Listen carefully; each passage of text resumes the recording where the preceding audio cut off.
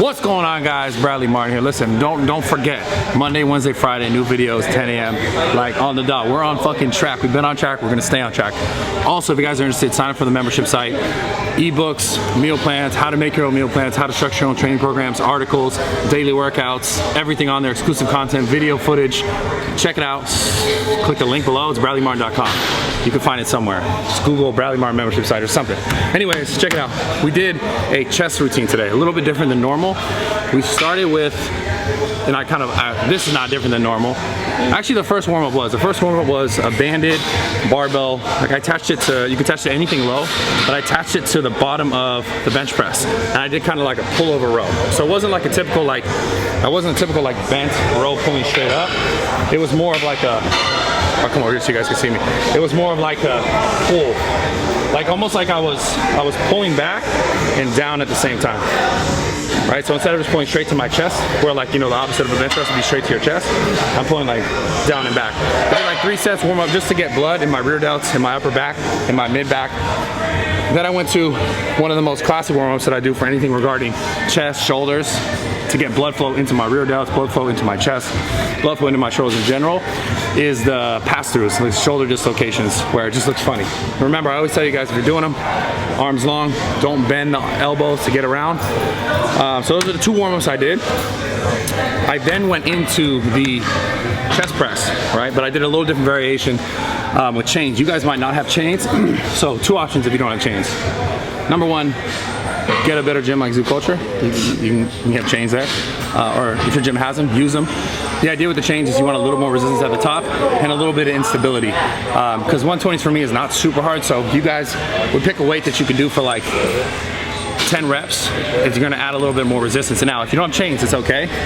You can do bands, like you can attach bands to the bottom of a bench. The bands can go over and then like on your hands, like so it goes under you and the bench, and then it comes around into both the dumbbells. It's gonna like cause it to pull out a little bit. If you don't have bands, or if you can't figure that out, you could also literally just have a training partner press the weight at the top. So imagine like a training partner spotting you and helping you press up. So a training partner, because you want more weight at the top of the movement, as you're pressing up, let's say like as you get like here towards lockout, they can give you a little equal resistance on both of like your hands. So if you're pressing up, that person can be like this, pressing down on top of your hands. Like not pressing out, not pressing in, because that'll throw your path off. I'm pressing slightly down and I'll add a little bit of resistance at the top. So they'll let their hands off, you'll come down, you'll press, they'll start to add resistance, finish right back down. So that was the first exercise. You can use one of those 3 variations if you need. If you don't have the chains, if you want to use the bands, and honestly you can try all these and they're all pretty cool exercises. The second exercise we went into was the fly, and I always kind of do a little bit different of a variation of a fly. Power fly. Like yeah, a little bit of a power fly, because like just straight up like flies don't feel really good to me if I do like a really strict fly. It kind of hurts my shoulder. So I'll do a variation where like I'll come at like almost looks like a really wide press, where I'll still keep my elbows will kind of dip a little bit, but the arms, the hands will still stay out wide, but it won't be like this. Okay. And I worked on those. Oh, by the way, the dumbbells in the beginning, I did 4 top sets, like 15 reps was the goal. Sometimes I got 12. With the flies, the goal, higher reps here for sure, so try to shoot from 12 to 15 with like a minute rest. So the next exercise, we went to dips. You guys probably don't necessarily, again, if you don't have a gym like Zoo Coach, you probably don't have like dips inside a squat rack like that. Also, the dips here, I love, like as opposed to like, you see the dip, show them the dip bench in the middle. Zoom in on it. It's straight. It's straight out. I mean, it's slightly out, but it's thinner. And you'll notice with like the thicker bar in the squat rack where I did it, it feels better. It's like I don't know, maybe it makes your grip work a little bit harder, so that like everything feels more put together when I'm doing the actual like pressing of it. I don't really know how you could find that variation in your, maybe if you like wrap towels around the thing and then the grip is going to be thicker. If not, just do a regular dip, it's fine. Shooting for 12 reps minimum. If you get like 20 because you're a lighter guy, add a little bit of weight. Put a chain on, put like a 25. You know, if you're like, oh, that's too easy, put another 25. If it's too easy, you're really fucking strong, put another 25 and keep going up until you fall in that like 12 to 15 rep range. It should like be 12, 15 should be it. Shouldn't be like 12, 15, I could do 30. So if you feel like that, you need to add a little bit of weight and just get a chain or something, throw it around, or band or something like that.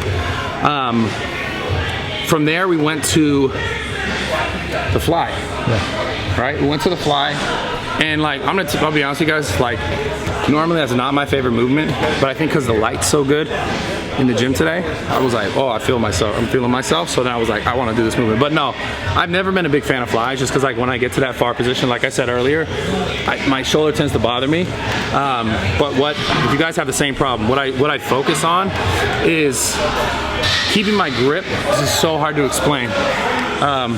So it's almost like they need to see this way. Yeah. So it's like if you're doing a fly like this, right? Yeah. Instead of letting your wrist do this and you're flying out, I'll keep my wrist slightly like this. So when I'm flying out, I'll look like this. At least that's what I'm trying to do. I'm trying to be like this. See, can they see my wrist? Instead of like this. So if I'm like this, it kind of bothers my shoulder. If I have like a slight in, my shoulders feel better. And I focus on getting a good stretch, good contraction. Yeah. You're more locked in. And keep your chest up. So don't do this and then don't start to go like this. Keep your chest up. And that was it. No, that wasn't it. The finish. Honestly, not the best part, but I will admit the push-up is one of the most underrated exercises, and I've said this tons of times, in the world. Not only because like you get a really good pump in your arms, your tricep, your chest, it's a good finisher, good for blood flow. Also, I guarantee you're not doing enough of this, which you should be doing if you want to be stronger, if you want to get bigger shoulders, if you want to have a bigger chest, if you want to have bigger arms.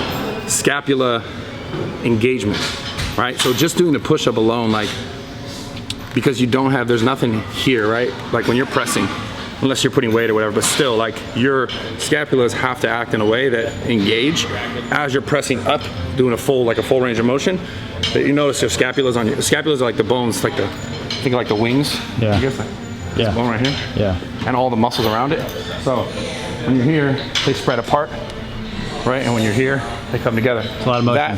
That range of motion alone is going to be really good to help you like get a better deadlift, squat better, because you'll be able to stay more upright. There's so much to it that like that is obviously not your goal of doing the push-up, but that happens. So don't skip out on the push-ups. Subscribe to the fucking YouTube channel, the best YouTube channel on the fucking planet for fitness. Fuck Athlete X. I'm just kidding. Everyone's gonna hate when they see that. I actually want to do a collab with that guy. Who? Athlete X. You seen that guy? Yeah. But I still got the best. Since I said it here now, I have the best fitness channel on YouTube. Best fitness channel on YouTube in the world. So even if it's like Mexican YouTube or like is Australian YouTube, they have different YouTube in Australia. Same YouTube. I mean, German YouTube. I think the algorithm is different, but I think for sure. You know?